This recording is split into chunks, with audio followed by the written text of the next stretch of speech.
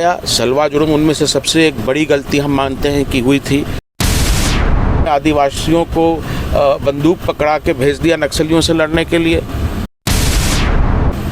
इस बात से सुप्रीम कोर्ट ने भी असहमति जताई। पूरे आंदोलन को असंवैधानिक घोषित कर दिया। निष्पक्ष, निर्भीक, निरंतर भरत दुर्गम और विहान दुर्गम के साथ YouTube पर सर्च करें बस्तर नाउ, चैनल सब्सक्राइब करें और देखें ताज़ा खबरें, वो भी HD क्वालिटी में। और हाँ, बेल आइकॉन दबाना ना भूलें। छत्तीसगढ़ के प्रथम मुख्यमंत्री स्वर्गीय अजीत जोगी के सुपुत्र जनता कांग्रेस के सुप्रीमो, जनता कांग्रेस के प्रदेश अध्यक्ष अमित जोगी इस वक्त मेरे साथ मौजूद है। हम उन तमाम सवालों को लेकर बातचीत करेंगे। हाल ही में छत्तीसगढ़ में अगर किसी को जाना जाता है, अगर छत्तीसगढ़ को जानते हैं तो स्वर्गीय अजीत जोगी के नाम से जाना जाता था, परंतु आज भी लोगों के बीच, लोगों के दिलों में एक स्मरण के तौर पर अजीत जोगी जी को हमेशा याद किया जाता है। परंतु चुनाव सर पर है तो हम चुनाव की सीधे बात करेंगे, क्योंकि हाल ही में छत्तीसगढ़ में जनता कांग्रेस ने घोषणा पत्र नहीं, शपथ पत्र पर बात करना शुरू कर दिया है। पहली ऐसी विपक्षी पार्टी है जो शपथ पत्र पर बात कर रही है। इनसे हम सीधे बात करते हैं। सबसे पहले नमस्कार, मैं विहान दुर्गम हूँ और आप बस्तर नाउ देखना शुरू कर चुके हैं। मेरे साथ इस वक्त खास शख्स जनता कांग्रेस के प्रदेश अध्यक्ष अमित जोगी जी मौजूद हैं। सर, सबसे पहले तो आपका स्वागत है बस्तर नाउ पर। बहुत बहुत धन्यवाद विहान आपको। मैं आपको बता दूं कि जिस तरीके से आपका बीजापुर दौरा है, लगातार जिस तरीके से बस्तर आदिवासी बहुल क्षेत्र है, तो बस्तर को सबसे पहले नक्सलियों से जोड़कर देखा जाता है, क्योंकि बस्तर कई वर्षों से आंतरिक समस्याओं से जूझ रहा है। ऐसे में इसको लेके तमाम जो राजनीतिक जो दल के जो पार्टियां हैं वो अलग अलग तरीके से अपनी वक्तव्य रखते हैं, परंतु अमल करने की बात कोई नहीं करता। अब घोषणा पत्र लोग ऐलान करते हैं, परंतु आपने शपथ पत्र पर बात करने की बात कही। लेकिन बस्तर में आप हैं तो मैं बस्तर में नक्सलवाद से शुरुआत करूंगा। अगर आपकी सरकार आती है, अगर आपकी पार्टी आती है, तो सबसे पहले नक्सल को लेकर किस तरीके से आप काम करेंगे? देखिए, मेरे पिताजी हमेशा कहते थे कि नक्सलवाद केवल एक लॉ एंड ऑर्डर की प्रॉब्लम नहीं है, केवल एक कानूनी व्यवस्था की समस्या नहीं है। ये एक आर्थिक, सामाजिक और राजनीतिक समस्या भी है, और जब तक हम इसका आर्थिक, सामाजिक और राजनीतिक हल नहीं ढूंढेंगे तब तक ये समस्या कहीं ना कहीं बरकरार रहेगी। हमारे पिछले जो 20 साल का इतिहास देखेंगे, बहुत सारी गलतियां हुई जिसके कारण नक्सलवाद और बढ़ते गया। सलवा जुर्म उनमें से सबसे एक बड़ी गलती हम मानते हैं कि हुई थी। आपने निहत्थे आदिवासियों को बंदूक पकड़ा के भेज दिया नक्सलियों से लड़ने के लिए। इस बात से सुप्रीम कोर्ट ने भी असहमति जताई। पूरे आंदोलन को असंवैधानिक घोषित कर दिया। आज की स्थिति में हमारी सरकार बनेगी तो सबसे पहले तो ये बटालियन, बंदूक और बम की भाषा सरकार नहीं बोलेगी। हम यहाँ पर लोगों का रोजगार सुनिश्चित करेंगे। लोगों को जो आज वो बेसिक हेल्थ केयर सर्विसेज से, मौलिक स्वास्थ्य सेवाओं से, शिक्षा के अवसरों से वंचित है, रोजगार के अवसरों से वंचित है, उनको पूरा हम पहले अवसर देंगे। इसमें मैंने जो अपना शपथ पत्र आपने बताया 100 रुपये के स्टैम्प पेपर में दिया है, उसमें स्पष्ट रूप से लिखा है कि जितने भी आदिवासी परिवार हैं, चाहे वो कोई भी तबके के हों, अमीर, गरीब, जितने भी MBCs हैं, अति पिछड़ा वर्ग परिवार हैं, जितने भी अनुसूचित जाति परिवार हैं, इनके कोई भी एप्लीकेशंस आएंगी कि हम अपना व्यापार करना चाहते हैं, अपना स्वरोजगार करना चाहते हैं, तो मेरी सरकार उनको 5 लाख रुपए का अनुदान देगी। किसी को अपना ठेले का व्यवसाय चालू करना है, किसी को ऑटो रिक्शा चलाना है, किसी को सिलाई मशीन की दुकान खोलनी है, किसी को किराना स्टोर खोलना है। जब देश के बड़े बड़े उद्योगपतियों को 14 लाख करोड़ दे सकते हैं, उसका पूरा लोन माफ कर सकते हैं, तो मैंने आइडेंटिफाई किया है छत्तीसगढ़ में ऐसे 20 लाख परिवार हैं जो वास्तव में एक्सट्रीम पॉवर्टी में है, जो जरूरतमंद है, जिनको अवसर की जरूरत है। अगर मैं उनको 5 लाख रुपया भी देता हूँ तो खर्चा क्या है? 1 लाख करोड़। जब आप एक आदमी को 14 लाख करोड़ दे सकते हो तो क्या 20 लाख लोगों को आप 1 लाख करोड़ नहीं दे सकते? जबकि आपका बजट 1,60,000 करोड़ हर साल का हो चुका है। तो पहला उद्देश्य है कि यहाँ के लोगों को मुझे लखपति बनाना है। अच्छा, आप बस्तर पे हैं अमित जी, मैं माफी चाहूंगा टोक रहा हूँ। आप बस्तर पे हैं तो बस्तर पे कद्दावर नेता कवासी लखमा को माना जाता है। ऐसे में बस्तर क्षेत्र का आप भ्रमण कर रहे हैं, चुनाव सरफर है।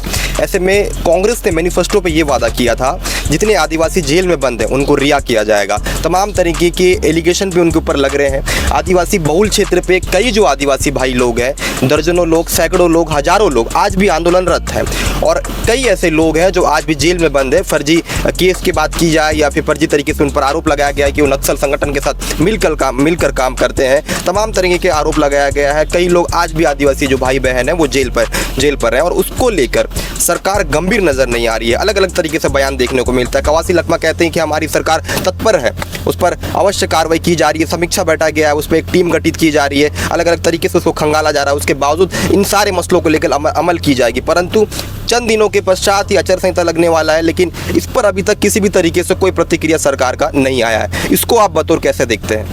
सरकार ने 2019 में एक कमेटी का गठन किया था जो ये देख रही थी कि कितने निर्दोष लोगों को फंसाया गया है, जेल में डाला गया है, जिनका ट्रायल नहीं शुरू हो पा रहा है, गवाहियाँ नहीं आ रही हैं। ऐसे लोगों को उस कमेटी को पावर दिया गया था कि आप इनको रिहा कर दें। बड़े दुख की बात है कि 2019 में कमेटी बनाई गई, अभी हम 2023 में हैं। लगभग 30,000 लोगों के ऊपर नक्सली होने का यहाँ बस्तर में आरोप लगाया गया है। उस कमेटी ने उसमें से मात्र 16 या 17 लोगों की रिहाई की सिफारिश करी है। तो जो कवासी लखमा जी बोल रहे हैं कितनी तत्पर है उनकी सरकार, ये कमेटी की कार्रवाई दिखा रही है। कमेटी की बैठक नहीं होती है, जेल में जाके कोई रिव्यू नहीं होता है, कोर्ट्स में कोई रिव्यू नहीं हो रहा है। पुलिस जिसे चाहे नक्सली करार देती है। बीच में वो लोन वारंट 2 चलाया गया था एक आदि जिले में, नक्सली करार दिया जाता है और फिर उसको नक्सलवाद छोड़ने के लिए, पुनर्स्थापन के लिए लाखों रुपया पेपरों में दिया जाता है और पूरा वो कमीशन का खेल हो जाता है। जो नक्सली नहीं उसको भी नक्सली बना देते हैं। सर, बस्तर आदिवासी बहुल क्षेत्र है। ऐसे में जितने जो लोग हैं जो प्रोटेस्ट कर रहे हैं, धरना दे रहे हैं, जो आदिवासी जो लोग हैं, भाई बहन हैं, काफ़ी तादाद में बस्तर में अलग अलग जगहों पर वो धरना दे रहे हैं। कई तरह की निम्न मांग है। उन मांगों को लेकर अभी तक सरकार अमल नहीं की गई है, परंतु स्थानीय स्तर पर अगर विधायक की बात की जाए या फिर जनप्रतिनिधि की बात की जाए, वो लगातार बातचीत कर रहे हैं, वार्ता कर रहे हैं। 3 साल गुजर चुका है सर, सालों साल गुजर गए हैं।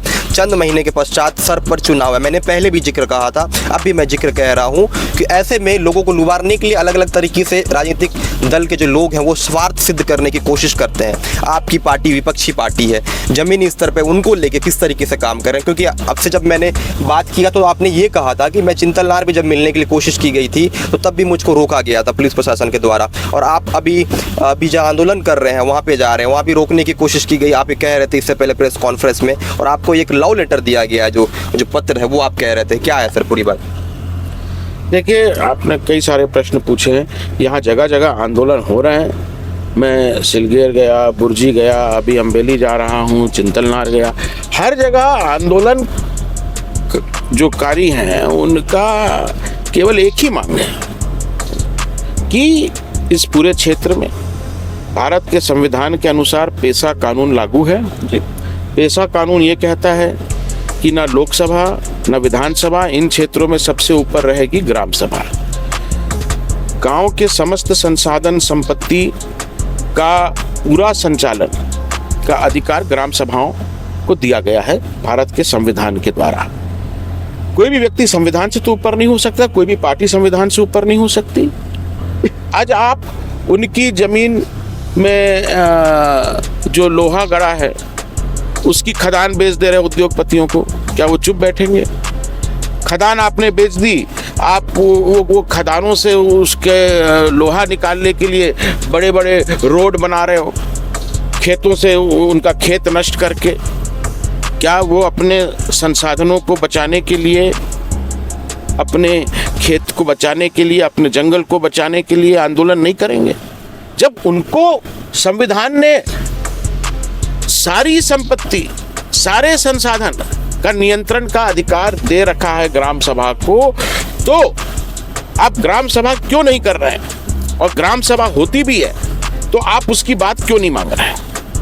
ये मेरा सरकार से, चाहे बीजेपी की सरकार हो चाहे कांग्रेस की सरकार हो, जब कोई बड़ा सेठ दिख जाता है बड़ा सूटकेस लेके, तो आप पैसा भूल जाते हो। तब आपको केवल वो सूटकेस दिखता है, उसमें जो नोट है वो दिखते हैं। ऐसा नहीं चलेगा।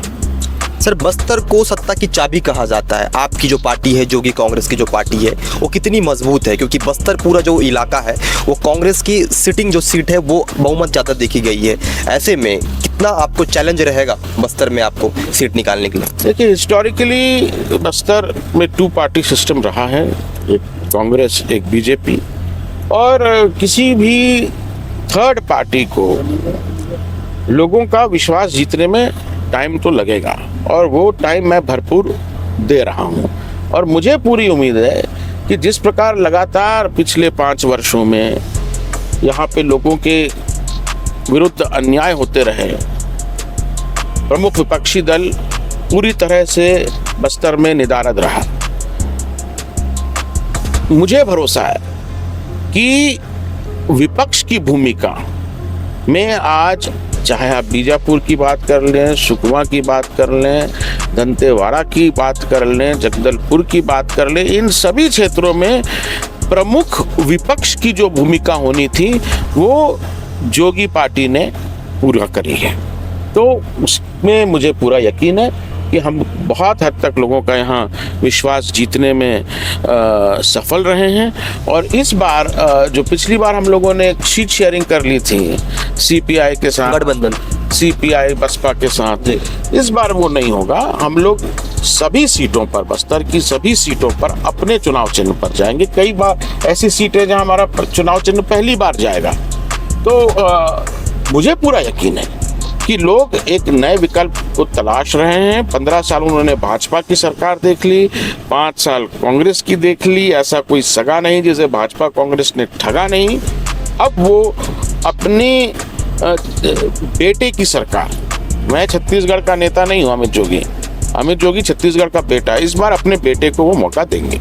अच्छा, आप मानते हैं कि आपका जो स्लोगन है, मैं छत्तीसगढ़ का नेता नहीं, मैं छत्तीसगढ़ का बेटा हूँ, वो कितना कारीगर होगा लोगों के बीच? आप जब जाते हैं, ये बात मैंने पहले भी जिक्र कहा था, पहले कई बार मैंने देखा ये शब्द को आप लगातार स्लोगन की तरह यूज़ करते हैं, तो कितना इफेक्टिव रहता है लोगों के बीच में? ये एकमात्र स्लोगन नहीं है, ये जो हकीकत है उसको मैं बयान कर रहा हूँ।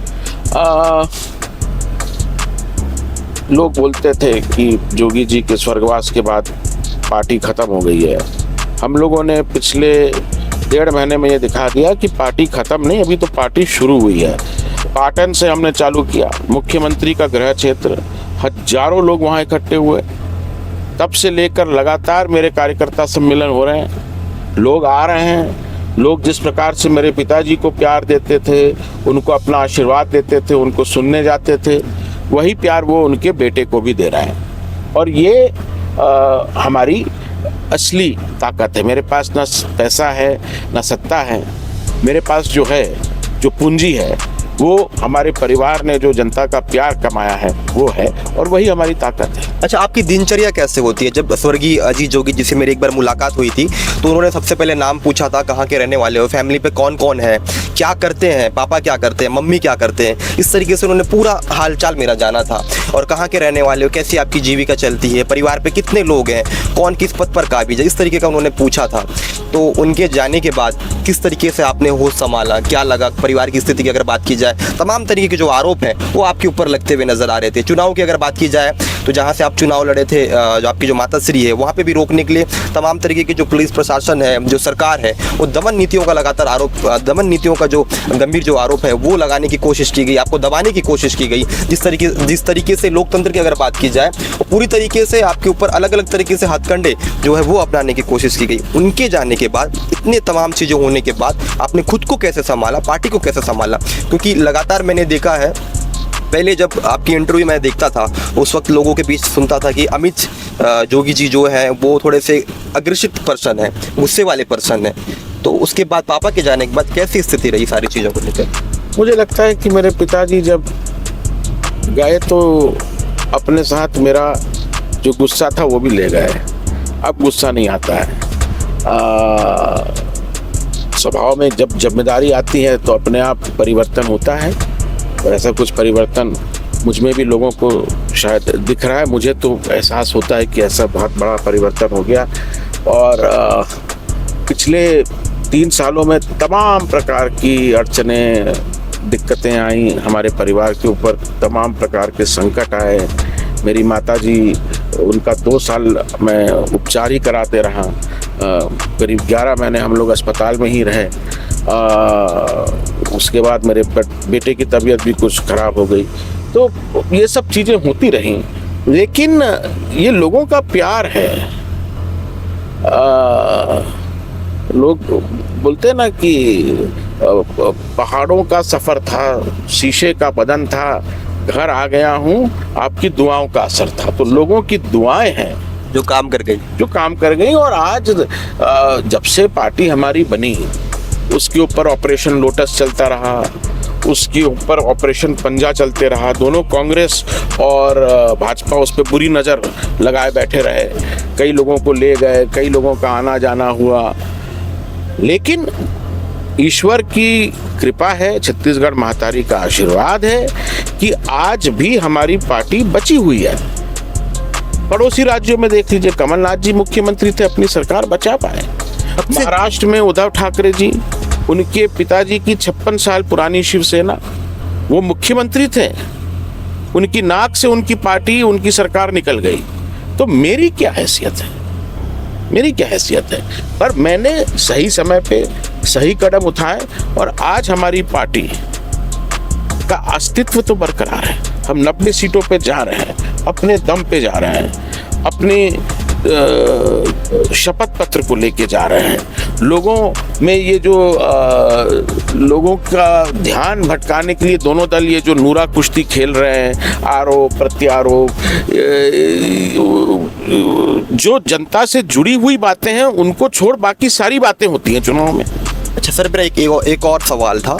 सोनिया गांधी के बेहद करीबी माने जाते हैं आप, इसको व्यक्तिगत तौर पर देखा जाए या फिर राजनीतिक से जोड़कर भी देखा जाए, कैसे देखते हैं इसको आप?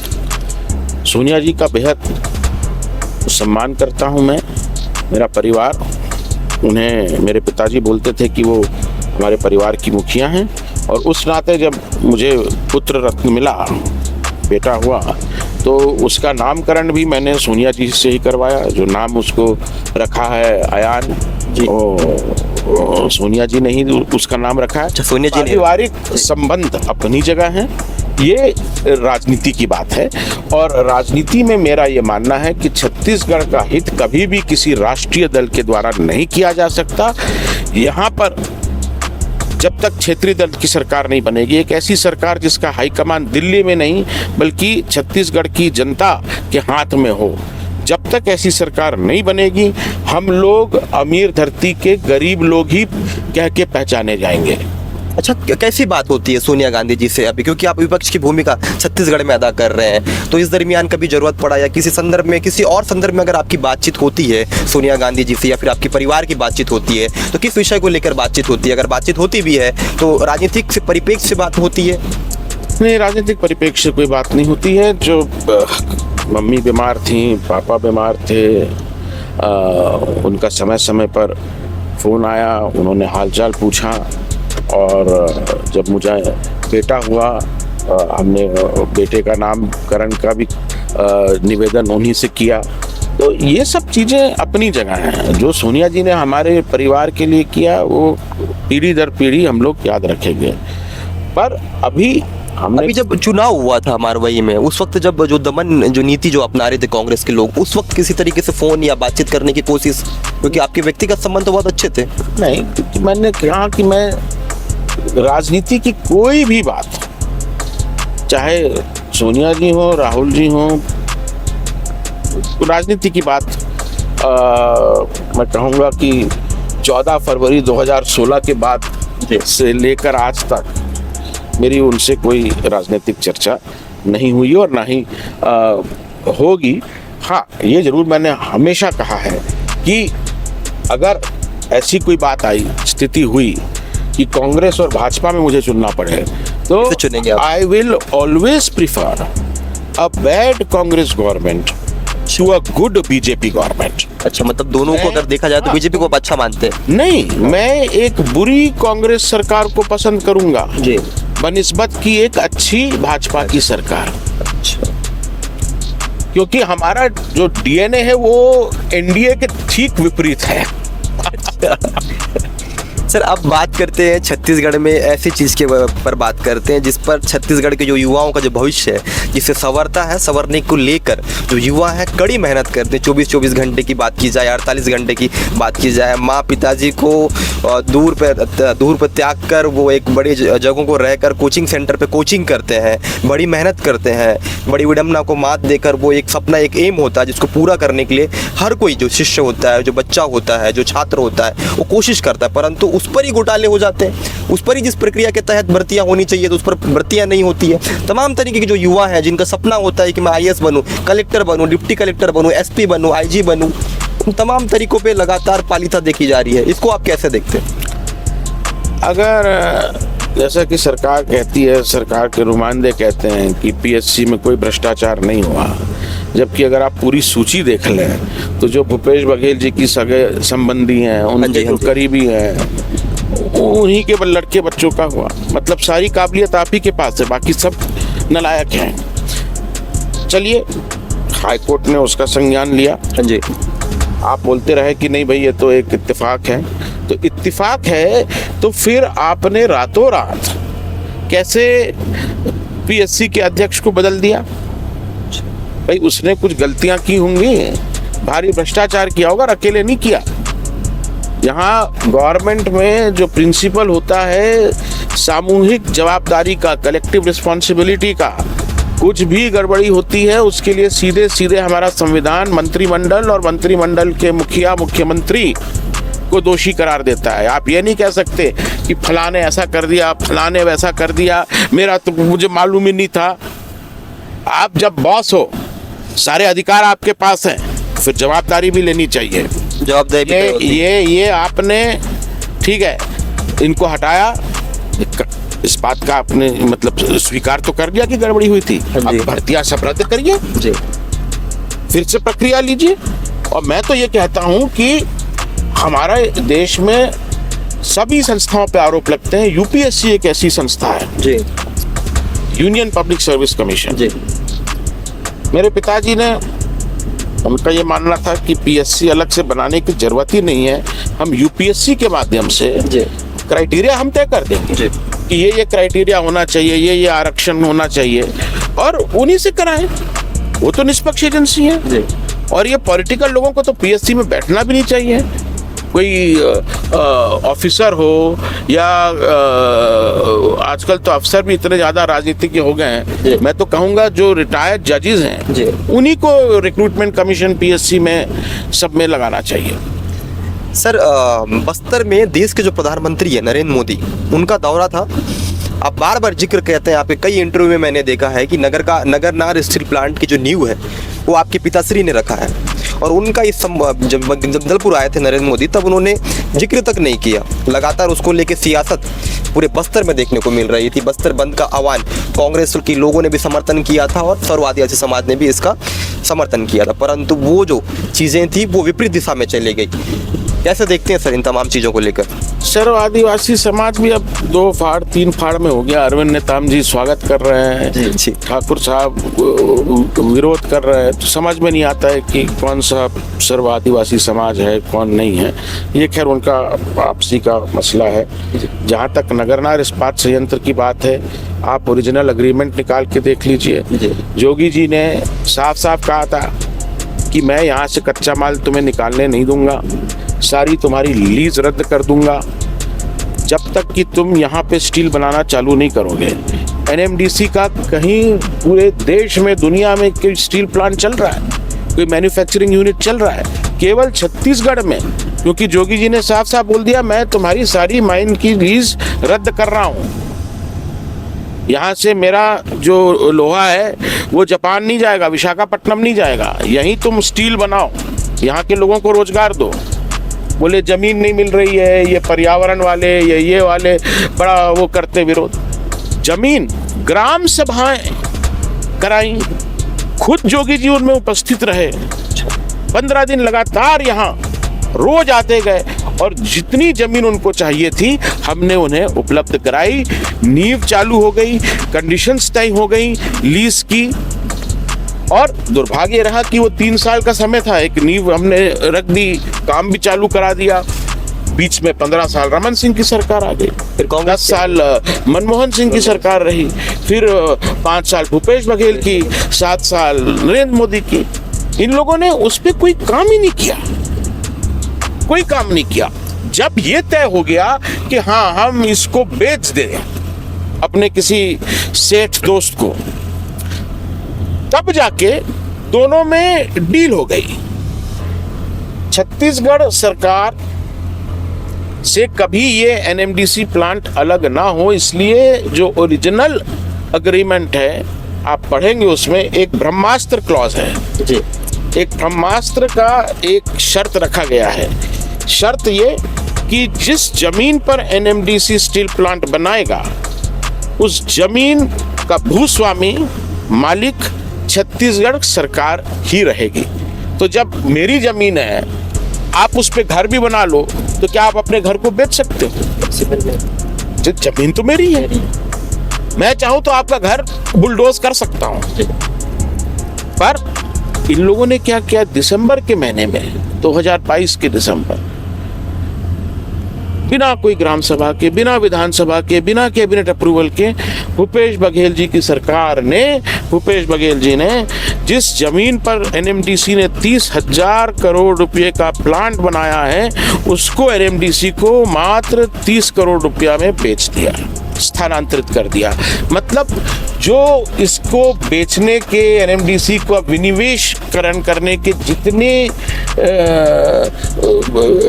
रास्ते थे, सारे रास्ते खोल दिए और अब केवल ड्रामा कर रहे हैं। अगर आप वास्तव में इसको बेचने का विरोध कर रहे थे तो किस आधार पे आपने, जिस जमीन के मालिक आप थे, छत्तीसगढ़ की जनता थी, उस जमीन को मात्र 30 करोड़ रुपए में एनएमडीसी को बेचा? क्या ऐसी मजबूरी थी? इसका जवाब भूपेश बघेल को देना पड़ेगा। सर, छत्तीसगढ़ में चुनाव सर पर है, ऐसे में छत्तीसगढ़ में चुनाव का काउंटडाउन अब शुरू हो चुका है। ऐसे में नेताओं की भी उल्टी गिनती शुरू होने लग गई है। जो नेता स्वार्थ की राजनीति करते हैं उनको लेकर क्या करेंगे, क्योंकि हर कोई नेता यही चाहता है कि हमारी पार्टी विजय हो, और लगातार विजय को लेकर तमाम तरीके की जो चीज़ें हैं वो स्वार्थ साधने में सिद्ध करने की लगातार ज़मीनी स्तर पर कोशिश करते हैं। तमाम नेता कहते हैं कि हम ये कर देंगे, हम वो कर देंगे, लेकिन जीतने के बाद चीज़ें विपरीत नज़र आती है। और हम देख रहे हैं इन 15 सालों में भी हमने देखा, विगत 5 साल में, जब विगत 4-4.5 सालों में कांग्रेस की गवर्नमेंट है, इस सरकार में भी हमने देखा। तो जनता कैसे, जनता कांग्रेस पर भरोसा करेगी और क्यों? देखिए, मैं इसको बोलता हूँ गजनी बीमारी। आपने पिक्चर देखी होगी आमिर खान गजनी, उसमें जो आमिर खान जी का किरदार रहता है उसको हर 15 मिनट में भूलने की बीमारी हो जाती है। वही बीमारी जो छत्तीसगढ़ का मुख्यमंत्री रहा, रमन सिंह जी रहे, भूपेश बघेल रहे, दोनों को हो गई थी। कोई भी घोषणा करेंगे, कुछ भी बोल देंगे, 15 मिनट बाद भूल गए। अच्छा, इसलिए आपने घोषणा पत्र जारी नहीं किया, अब शपथ पत्र की बात कर रहे हैं। शपथ पत्र है, अगर नहीं करूंगा पूरा जेल जाऊंगा। आप भी शपथ पत्र लेके आओ, बीजेपी वाले, कांग्रेस वाले, आप अगर नहीं करेंगे आप भी जेल जाने को तैयार हो। अच्छा, मैंने एनालिसिस किया था तो कई जगहों से जानकारी बाहर निकल के आई थी कि कांग्रेस की सरकार में जो घोषणा पत्र बना था उसमें जो फॉर्मूला यूज की गई थी वो स्वर्गीय अजीत जोगी जी का था। क्या सत्य ये, क्या सत्य है? भाई 6 महीने पहले हमारा शपथ पत्र आ गया था 2018 में। हाँ जी। हमने कर्जा माफ, बिजली बिल हाफ, 2500 धान का समर्थन मूल्य, 1500 पेंशन, 2500 बेरोजगारी भत्ता, सभी तो लिखा। इन लोगों ने क्या किया, बड़ी हाय तौबा करी कि हम जा रहे हैं, जनता से पूछ रहे हैं, उनके हिसाब से बनाएंगे अपना जन घोषणा पत्र। पर अंत में क्या किया, जब कुछ समझ में नहीं आया, जो हमारा शपथ पत्र था जोगी जी का, उसको फोटोकॉपी किया, ऊपर केवल नाम बदल दिया, जन घोषणा पत्र, नकल करी। पर आप भी जानते हैं विहान जी कि नकल करने में अकल की जरूरत होती है और अकल इनमें नहीं है। लगातार जिस तरीके से बस्तर, पहले भी मैंने जिक्र कहा था कि बस्तर को सत्ता की चाबी कहा जाता है, तो किस तरीके से भूमिका अदा कर रहे हैं आप बस्तर की? आपकी पार्टी किस तरीके से गतिविधियां अदा कर रही है? क्योंकि विपक्ष की जिस तरीके से भूमिका राष्ट्रीय पार्टी की होनी चाहिए थी, भाजपा की उस तरीके से नजर नहीं आ रही है। मैं तो चाहता हूं कि बस्तर जो है उसका कंप्लीट इंटीग्रेशन होना चाहिए छत्तीसगढ़ में, और वो तभी संभव होगा जब हम बस्तर को अपनी उप राजधानी बनाएंगे, यहाँ हाईकोर्ट खोलेंगे और इस संभाग से सरकार में कम से कम एक उप मुख्यमंत्री होगा। ये 3 चीजें बहुत जरूरी हैं बस्तर को मुख्य धारा में लाने के लिए। और भी इश्यूज हैं जो मैं समय समय पे उठाते रहा हूँ। रायपुर से सीधे कोंटा तक रेलवे लाइन बिछाना, जिसको मैं 6K रेलवे लाइन बोलता हूँ, कुम्हारी, कांकेर, केसकाल, कोंडागांव, केसलूर, कोंटा, इस लाइन पे एक रेलवे की कनेक्टिविटी हो जाए तो यहाँ में बहुत विकास की गति बढ़ेगी। अभी हमने देखा कि आपका बीजापुर जिला ही जब तक ये जो तेलंगाना और महाराष्ट्र जाने के रास्ते बाधित थे जी, यहाँ विकास की गति नहीं पकड़ पाई, और जैसे ही वो रास्ते खुले, लोगों का आना जाना चालू हो गया, इंटीग्रेशन हुआ। आज बीजापुर जो 5 साल पहले था, शहर तो कम से कम बहुत बड़ा है। तो मैं यही चाहूँगा कि total integration of Bastar with Chhattisgarh होना चाहिए। इसके लिए हमारे पास एक ब्लूप्रिंट है, उस ब्लूप्रिंट पे हम लोग काम करना चाहते हैं, और जनता ने मौका दिया तो बस्तर को बॉस्टन बनाने में मुझे देरी नहीं लगेगी।